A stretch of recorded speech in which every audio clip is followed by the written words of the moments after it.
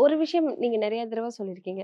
ஒரு கடவுள வணங்க போணுமா, அந்த கடவுளுக்குன்னு ஒரு நாள் இருக்கும். இப்ப முருகன்னா செவ்வாய்க்கிழமை போ சொல்லுவாங்க. சிவன் சொன்னா சோமவாரம் நோன்பு அப்படின்னு சொல்லிட்டு திங்கட்கிழமை போய் வழிபட சொல்லுவாங்க.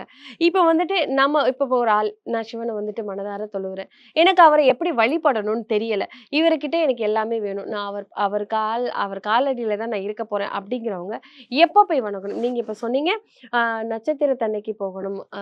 அந்த நாட்கள் அன்னைக்கு போணும். அதாவது நம்ம பொறந்த நட்சத்திரம், இல்லைன்னா நம்ம பொறந்த நாட்கள் ஆமா, அப்படிதான் போகணும். ஆமா. அப்படி போறவங்க என்ன மாதிரியான பூஜைகள் அந்த கடவுளுக்கு பண்ணணும்? அதாவது இந்த உலகத்துக்கு நம்ம தாயோட கர்ப்பவாசல்லேருந்து வெளியில வந்த நாள் தான் பஞ்சபூத தத்துவத்துல அதாவது நட்சத்திரம், கிழமை, திதி, யோகம், கரணம்.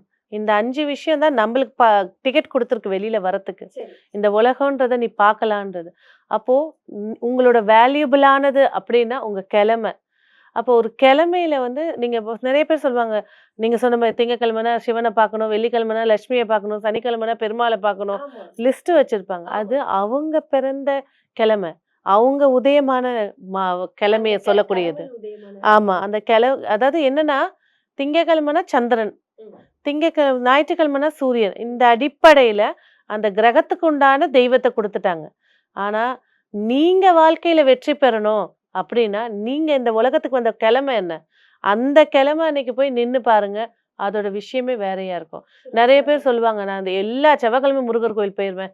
இந்த வாரம் தான் விட்டு போச்சு. சரி நான் இன்னைக்கு போறேன் வியாழக்கிழமை." அது அவங்க பொறந்த கிழமையா இருக்கும். அன்னைக்கு போயிட்டு வரும்போது சக்சஸ் கிடைக்கும். ஓ! அதான் அதுல இருக்கக்கூடிய சீக்ரெட்டு. ஸோ இந்த ஜோதிடம்ன்றது பல ரகசியங்கள் உள்ள அடங்கியது.